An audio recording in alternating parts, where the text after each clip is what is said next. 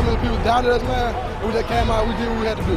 Nothing better than feel like a champion, nothing better than feel like number one and come out on top on the stage. I feel great. I mean, we just won a state championship. We number one. I mean, we went out on top. I mean, it feels so unreal right now.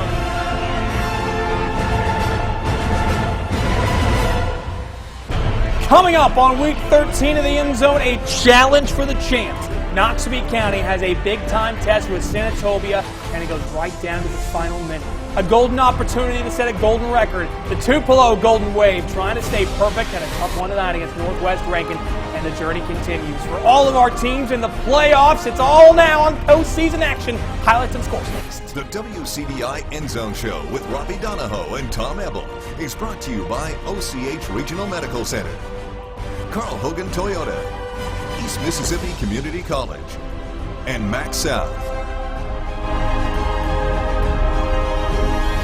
Welcome into week 13 of the End Zone, presented by OCH Regional Medical Center, East Mississippi Community College, Max South, Carl Hogan Toyota, also with us as well, Robbie Donahoe, Tom Ebel, and let me be the final person to tell you a happy Veterans Day. We thank all of you who have served and given your time to make this country so great in our armed forces. So tonight, this show is for you, for any of you who have served in our great militaries all across the United States. So, week 13 is in the books. Playoffs continue to go forward. Everything went according to plan, sort of. A couple surprises here and there, though. There's a couple like really close games, a couple that we thought would go one way but ended up going another way, but then eventually the other team, we kind of expected to win, ended up winning. It was one of these kind of days. Then there's one score tonight that I think is absolutely egregious, and I will get to that later in the show, and I will put that team on notice, and hopefully they are listening and watching because they absolutely deserve every single word that I'm going to say. All right, to our Carl Hogan Toyota Game of the Week. How about Noxubee? This one was one of those up and down weird ones. It was crazy. Let's check it out. Weird. WCBI High School Football Game of the Week is brought to you by Carl Hogan Toyota in Columbus. If you are like I am, Robbie, who's looking for any car possible to possibly upgrade, I would look at the 27 Toyota Camry. Leather interior, beautiful car. Go over to our friends, Carl Hogan Toyota. Get you one. To the game. Yes. Noxubee Tigers against the Senatobia Warriors. Brooks Oakley, coach of Senatobia, defensive coordinator at Starkville last year. Talking about defense, here to start off, it's 2-0 Noxubee. That's Jadakiss Sherrod with the pick six. 9-0 Noxubee. They got off to a hot start. Tyrone Shorter fist pumped there. I don't know if you saw that. He did. And there he is, the hero so far. But the Senatobia Warriors, folks, here you go. Check out this run by Deontay Sip.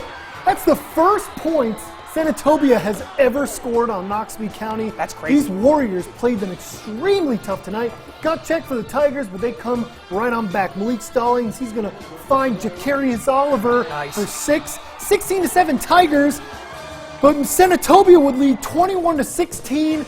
Noxubee is able to put 2 scoring drives together. They get a touchdown with 2 minutes left. The Tigers advance. The three-peat stays alive. They win 24-21 over Senatobia. Got a 50-yard touchdown from Malik Stallings to Keziah Pruitt to win the game, and the defense did the job late. There's been times this year where Noxubee has given up leads in the second half and haven't come back.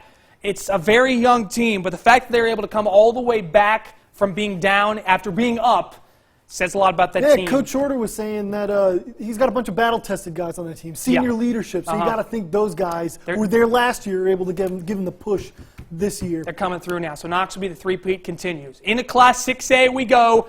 Them blankets of Tupelo's trying to stay perfect tonight, taking on former Itawamba AHS coach Toby Collins and the Northwest Rankin. Oh boy, here comes Dante Freeman starting off with the Golden Wave in the third quarter. Gets outside, a good gain. Hey, that worked so well the first time. Let's do it again. Gets it back into the red zone. That would get you into position for a big throw. And Stephon McGlawn is going to find Jordan Jernigan.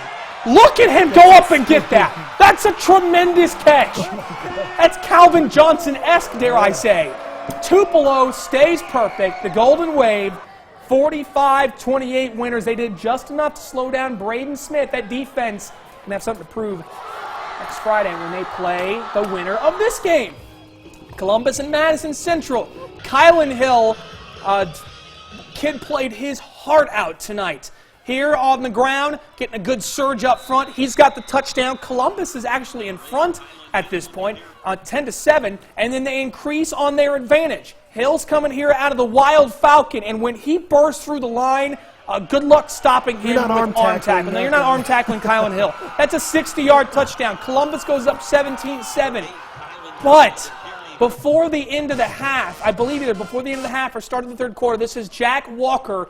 This is just a simple quarterback draw, and he runs it in for a touchdown. That really swung the momentum to the Jaguars, and MC hangs on late to win 28-25. The season comes to an end for the Falcons, but a great run from Columbus. Nothing to be ashamed of for Randall Montgomery and the Falcons. All right, your 6A North playoff brackets. Guess who Tupelo gets to host? Madison Central. Seems like these two teams play every year, whether it's in basketball, baseball, football, volleyball, whatever. Jaguars and Golden Wave once again. South Panola lost in the first round for the second straight year. So we get a rematch with Clinton and Warren Central. That's going to be a dandy of a matchup next Friday in Vicksburg, as Cam Akers in the Arrow is going to try to exact a little revenge on Warren Central, the team that gave them their only loss this year. Into Class 5A we go. West Point, the Green Wave, on a mission tonight, taking on Holmes County Central. And Rasan Carr, he's also on a mission. He's got a pick 6 right here. Yep, pretty simple. 7-0 lead for the Greenies, and they were just getting warmed up at Hamilton Stadium. This time, let's go to the offense. Clayton Knight, bubble screen, Demario Edwards. He was part of our EndZone photo shoot, and take a good shot of that. That's a nice touchdown, 17-yard score. 13-0 lead for the Green Wave. And passing was so good, let's just keep doing it. Clayton Knight this time going to find Jason Brownlee. And Jason's been making crazy catches all year. This one, pretty crazy in its own right. In double coverage, a 25-yard score. They didn't need Marcus Murphy tonight, West Point. They used him a lot, though, but you didn't see him in the highlights. West Point, 41-7 winners over Holmes County Central. And guess who West Point gets to face next Friday? Oxford, again. Third straight year these two teams have faced each other in the playoffs. Oxford wins at 34-16, so your 5A North playoff brackets. Oxford will host West Point next Friday. It's going to be a dandy, and everyone in Region 1 5A won tonight. So Clarksdale and Lake Cormorant, they'll face each other again like they did in the regular season earlier this year. Moving on to 4A action, Robbie. Cleveland at the Amory Panthers. Not a lot of Amory highlights in this one. Here's a bit of Cleveland. It's okay, though. It is, because Amory's up 10-0 at this point. You'll see Cleveland rattle off a couple good runs here. It's going to end up with a touchdown. Panthers played a little bit close. Cleveland played them tough, but the Panthers, they'll advance, move on to the next round. They win 20-14. Good thing Cleveland didn't blow a 3-1 lead. I just got to keep it. Anyway, Louisville and Lafayette. We haven't mentioned Lafayette as being one of those top 5 teams in Class 4A, and I'm not quite sure why. Probably just because Pontotoc and Amory and St. Stanislaus, all those teams have looked so good, but Lafayette's the real deal. Taking on Louisville tonight, that's a fumble recovery there for Dylan Woods, and Will R is going to turn into points. That's Tyler Williams on the other end of a tremendous catch. He's going to go play at Mississippi State, by the way. 7-0 lead for Lafayette. Louisville, though, going to try to turn it around, turn into some points here. Kevon Jackson going to get the handoff inside. This Lafayette defense, one of the best units in the state. They would eventually get a stop on D, and then Jamarcus Quarles with a touchdown right here. Lafayette holds off Louisville. They win 24-7. Wildcat season comes to an end. And to Pontotoc, them Grapes at Greenwood tonight taking on the Bulldogs. Here, not a good play for Pontotoc, though. Jacob Carter's pass is going to get picked off, and the Bulldogs are going to turn it the other way and get a pick 6. So Greenwood's out to a 6-0 lead here, but have no fear. Jacob Carter is still here, and he's still a quarterback, and he's still making plays. Right here, going to scramble, going to roll out right. He's going to find Gabe Wilson. Always find Gabe Wilson. That's a good guy to find for the touchdown. Pontotoc rolls 35-14. Them Graves moving on to the playoffs, and guess who Pontotoc hosts next Friday? You saw it on the front of our table here. Pontotoc hosts Noxubee at the Holler next Friday, and Lafayette will host Amory. 2 fabulous matchups, all area matchups in 4A North. And by the way, the number 1 team in Class 4A tonight, St. Stanislaus, they lost tonight. So 4A North, it's anyone's best guess. It's wide open. When we return on the EndZone, we will dive into Classes 2A and 3A. A couple teams on the road to Davis Wade Stadium. Calhoun City and Baldwin are 2 1 seeds. Our 2 area 1 seeds. How would they fare tonight at home? And a Viking voyage continues. Zay Cullens and North Pontotoc had a tough one tonight against Independence. tell you how that one ended. And what about East Webster? Now, it didn't really go all the way out to the Delta, but pretty close to Strayhorn. How will the Wolverines fare? We'll show you their highlights when we come back.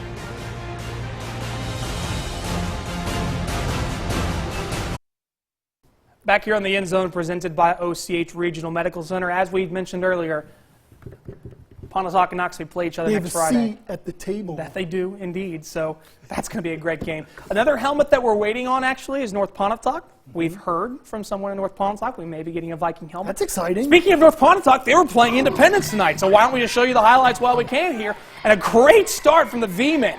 Clark Mills going to hit Jaquez Berry, who comes back for the ball. That's what they teach you kids. And then turns upfield for the touchdown. 7-0 lead for the Vikings. But Independence comes right back.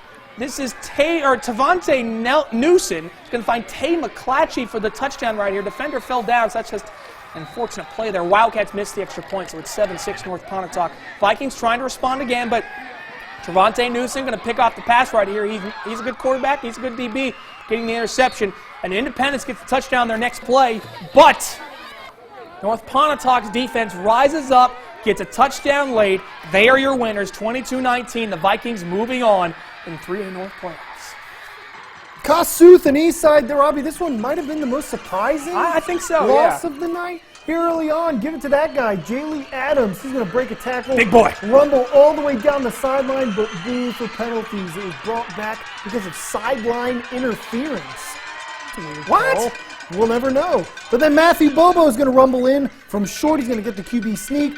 Here's your touchdown, but that's it for Kossuth. They lose 40-7 at home.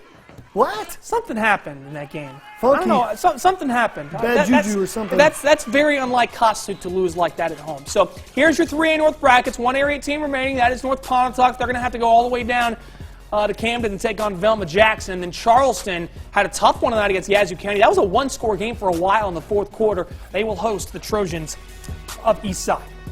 In 2A North we go. Calhoun City. They have been beating up on teams all year, and they didn't have JoJo Gray tonight. He was sitting out due to a concussion. That's okay. They didn't need him. Remember last week I mentioned that Jay-Z George has a couple athletes that ran all over East Union? They didn't do much of anything against the Calhoun City defense. And also, the Jay-Z George defense couldn't do anything about this man right here, Keshawn Parker. Boy, Wildcats have been running up the middle on teams all year, and they just continue to do it. 78-yard touchdown, a 7-0 lead for Calhoun City. And the defense, again, did I mention the defense from Calhoun City? They were brilliant tonight. Going to force a fumble right here. I believe it's Treshawn Cooper. Popping it loose, and the Wildcats recover. They win 35-0. Calhoun City moving on to the playoffs. South Delta heading into Bearcat country, going off against the Baldwin Bearcats. This one was all Baldwin all day long. Yeah. John Swinney having a heck of a year for the Bearcats. Here's a handoff to Obi Gates. Going to get a nice run here. Then we mentioned him, John Swinney is going to find Calvin Harris. No, not the DJ, the wide receiver. Nice catch there for a first down. Baldwin all day long. Defense. Defense was great. They showed up 34-6. Bearcats are your winners. So Baldwin wins 34-6 over South Delta. Yeah, Guess who they're going to face next Friday? Seems like they run into East Webster every year. Just every single year. But here's the Wolverines at Strayhorn tonight. Now, the Mustangs actually struck first in this game. Cameron Crump going to take off down the right side for the touchdown. By the way, East Webster drove, I think this is like a 2.5-hour, 3-hour trip to Strayhorn. That's how long it is for us. We will go anywhere and everywhere to make sure we have our area teams covered. That's Charlie Brand and Cade Sheridan for the first down. Then later, Brand fakes it. And then watch this little pitch out. That's a little toss to Luke Wilson. He's going to have the touchdown. East Webster gets the 2-point conversion. Take an 8-7 lead. Now, Mustangs would punt here. I love this plot twist. Look at this guy. You'd think it's blocked because he's going, yay! Nope, not blocked. So Miller blocked. Hancock is going to be on the other end of this. And Miller's had a great season coming in as the backup quarterback for Charlie Brand. And Miller's a great athlete. And as you can see, he's running right in your living room for a 65-yard touchdown. But it's called back due to a block. If it was that one block, come on, let him have the touchdown. It wasn't a block. That's okay. East Webster had many more touchdowns, and they won easily, 44-13. The Wolverines are moving on in the playoffs, and West Bolivar's also moving on. They defeated Walnut 52-14. So your 2A North playoff brackets, 3 area teams left. Baldwin will be at East Webster next Friday, and Calhoun City will host West Bolivar. 2 tasty matchups. And again, yes, the Wolverines and Bearcats play again. Seems like they do it every year. When we return on the end zone, one team actually had a chance to go play for a state championship tonight. That was Heritage Academy, trying to slay the Goliath that was undefeated Indianola. The Patriots are around early in that one. And Maroon Power, Smithville and Nanawaya. Both teams are your division champs out of our area. How would they fare in the first round of the playoffs? A couple teams trying to prove, are you worthy? Fardham in one of them. How would West Lowndes fare? We'll show you their highlights and scores.